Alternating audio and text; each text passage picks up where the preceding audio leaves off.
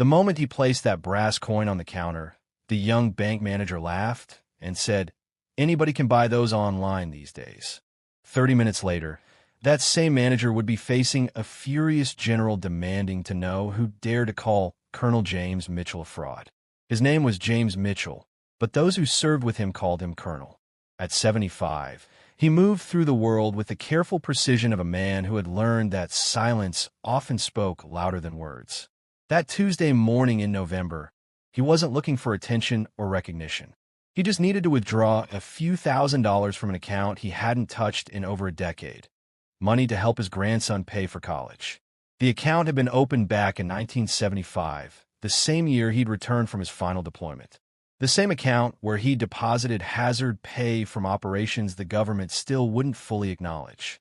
As he pushed through the glass doors of First National Bank in Cedar Falls, Iowa, James carried himself with the same steady composure that had once led men through jungles where every shadow could hide death.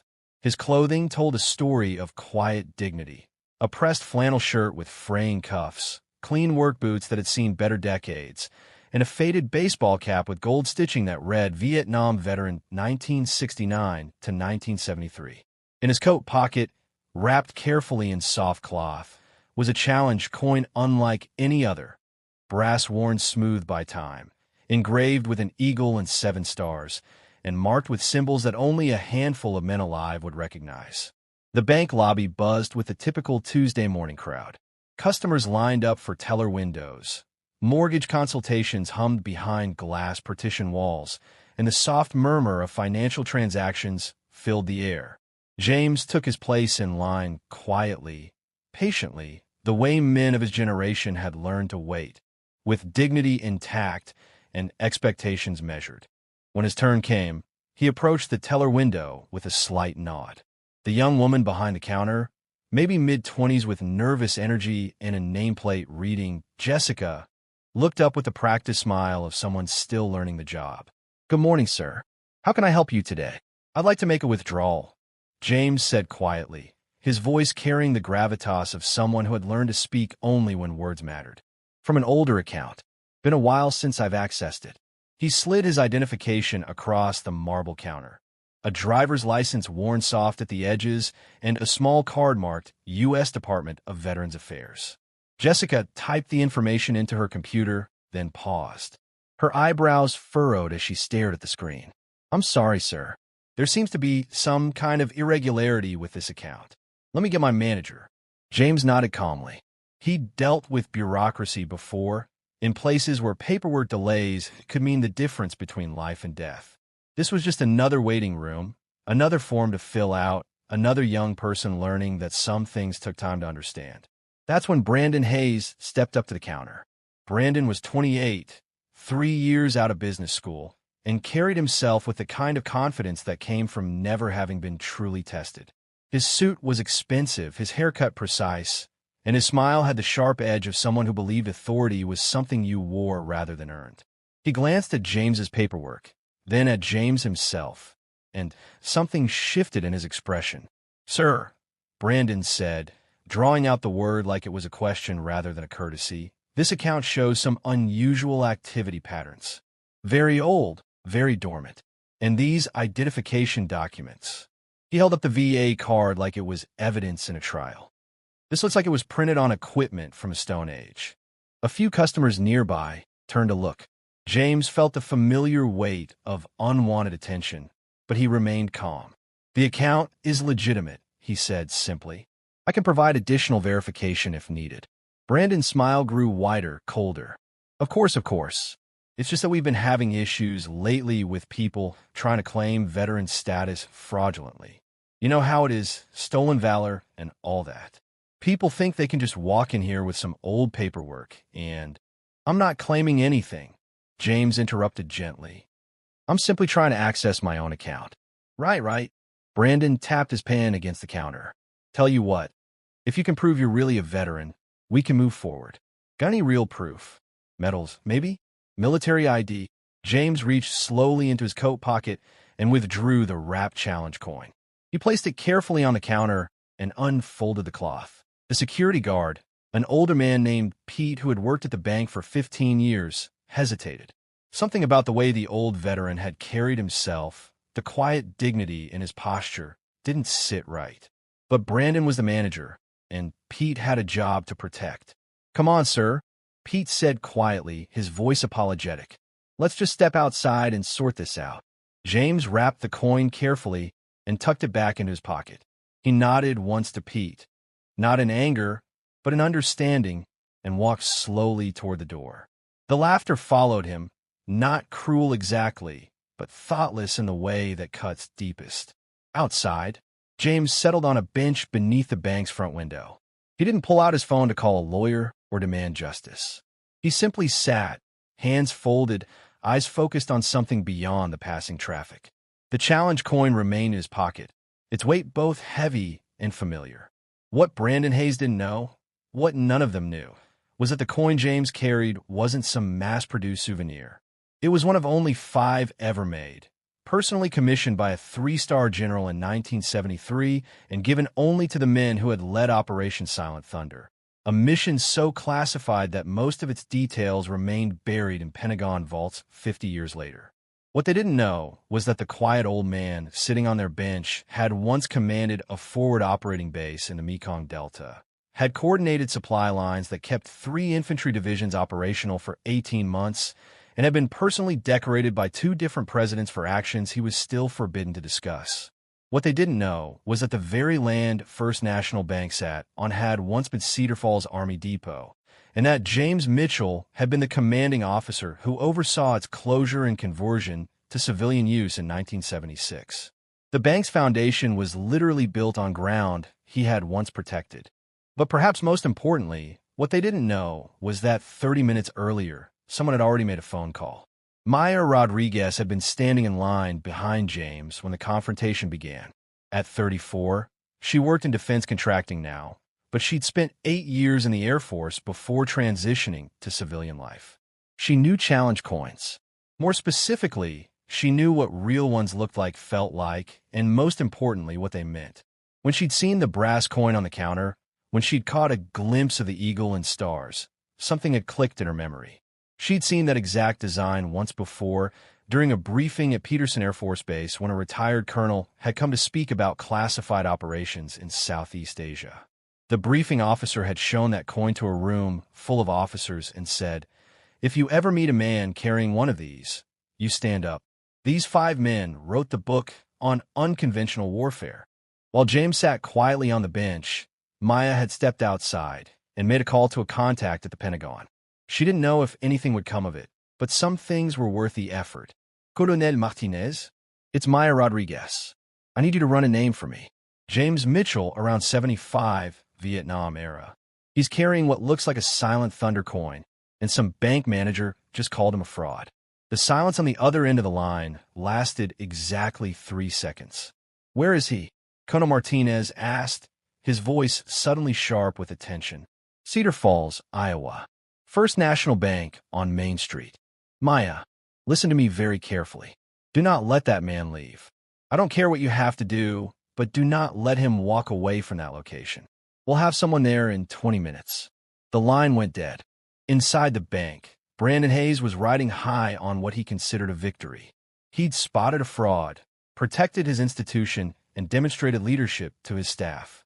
The fact that a few customers seemed uncomfortable only proved that people were too soft these days, too willing to believe sob stories. "You did the right thing," Jessica whispered, though her voice carried doubt rather than conviction. "Of course I did," Brandon replied, straightening his tie. "These people think they can just walk in here with props and fake IDs. Well, not on my watch." But 18 minutes after Maya's phone call, the bank's atmosphere began to change. It started with a phone call to the main office, then another to the regional director. Voices grew hushed, urgent. The branch manager's phone rang, then rang again. At the 20-minute mark, a black sedan pulled up outside First National Bank. The car moved with the quiet precision of a government vehicle, and when the rear door opened, General Patricia Kane stepped out in full dress uniform. General Kane was not a woman who made social calls. As the Pentagon's liaison for veteran affairs and classified operations, She commanded a level of respect that made colonels nervous and bank managers invisible. When she walked through the front doors of First National Bank, conversations stopped mid-sentence. She surveyed the lobby with the practiced eye of someone who had learned to assess situations quickly and completely. Her gaze settled on Brandon Hayes, who was suddenly conscious that his expensive suit felt like costume jewelry in the presence of real authority. "Which one of you," General Kane asked in a voice that could cut through artillery fire, "called Colonel James Mitchell a fraud?" The lobby went dead silent. Even the air conditioning seemed to quiet down out of respect. Brandon's confidence evaporated like morning mist. He opened his mouth, closed it, then managed to stammer, There was a security concern about fraudulent. "Colonel Mitchell," General Kane continued, her voice rising slightly, "served this country with distinction for over 20 years. He commanded Operation Silent Thunder, one of the most successful unconventional warfare campaigns in modern military history. He was personally decorated by Presidents Nixon and Ford, and his strategic innovations are still taught at West Point today." She walked slowly toward Brandon, each step deliberate and measured. "The challenge coin he showed you, the one you dismissed as an internet purchase, was personally commissioned by General William Westmoreland and given to exactly 5 men. Colonel Mitchell earned his by leading a mission that saved over 200 American lives and shortened our involvement in Southeast Asia by an estimated 6 months." Brandon looked like he might be sick. "Furthermore," General Kane continued, "this bank sits on land that was once Cedar Falls Army Depot. Colonel Mitchell was the commanding officer who oversaw its closure and conversion to civilian use. He quite literally paved the way for your job to exist." She turned to address the entire lobby, her voice carrying the authority of someone accustomed to addressing rooms full of generals and cabinet members. "Colonel Mitchell didn't come here seeking recognition or special treatment. He came to quietly withdraw funds to help his grandson attend college. Instead, he was mocked, humiliated, and ejected from a building that exists because of his service." Through the front windows, James could be seen still sitting on the bench, still waiting with the patience of a man who had learned that dignity didn't depend on other people's recognition. General Kane walked to the door and gestured for him to come inside. James rose slowly, adjusted his cap, and walked back into the bank with the same quiet composure he'd shown earlier. The lobby remained absolutely silent as he approached the counter. Jessica, the young teller, had tears in her eyes. Several customers had removed their hats. Even Pete, the security guard who had escorted him out, stood at attention. "Colonel," General Kane said formally, "I apologize on behalf of a grateful nation for the disrespect you experienced here today." James nodded acknowledgement, but said nothing. He had never been a man who needed apologies, only understanding. Brandon Hayes stepped forward, his face pale and his voice shaking. "Sir, I made a terrible mistake. I'm deeply sorry. I had no idea." James looked at him for a long moment, not with anger, but with something that might have been pity. "Son," he said quietly, "ignorance isn't a crime, but assumptions can be dangerous. The next time someone shows you something you don't recognize, consider that there might be more to the story." He turned to Jessica, whose hands were still trembling as she processed his withdrawal. "Just the college fund amount, please. Nothing more." As the transaction completed, General Kane placed something on the counter, a small velvet box bearing the seal of the Department of Defense. "Colonel, this is long overdue," she said.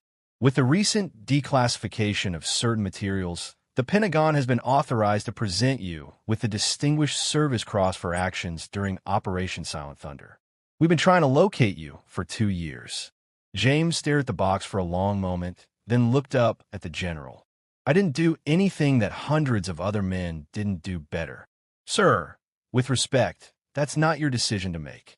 Sometimes the country takes a while to properly thank its heroes. Today seemed like an appropriate time to catch up." As James accepted the medal case, something remarkable happened. One by one, the people in the bank began to applaud. Not the forced applause of obligation, but the genuine recognition of something larger than themselves. A young mother lifted her toddler so he could see, An elderly farmer removed his cap and held it over his heart. Maya Rodriguez, who had made the call that started this moment, saluted from across the lobby. James nodded his thanks, shook hands with General Kane, and walked quietly toward the door. But before he left, he turned back to Brandon Hayes. "The money for my grandson's engineering degree," he said. "He wants to build bridges. I think that's good work." And then he was gone, walking slowly to his pickup truck while an entire bank lobby watched through the windows. The challenge coin remained in his pocket, but its weight had somehow changed. Not heavier, but more balanced. Later that day, First National Bank received a call from their corporate headquarters. New policies would be implemented immediately regarding veteran services and cultural sensitivity training. Brandon Hayes would be attending that training, though he would no longer be doing so as a manager. The bank also received something else, a donation from an anonymous source to establish a scholarship fund for children and grandchildren of veterans. The amount was exactly equal to what James Mitchell had withdrawn that morning, multiplied by 20. And every Tuesday for the next 6 months, until word spread and it became unnecessary, Maya Rodriguez made sure to be in the bank during her lunch hour, just in case another hero walked in quietly and needed someone to make a phone call. The challenge coin never left James's pocket. He didn't need to display it or explain it. Its value had never been in proving who he was to strangers, but in reminding him of who he'd once been and the men who hadn't made it home to tell their own stories.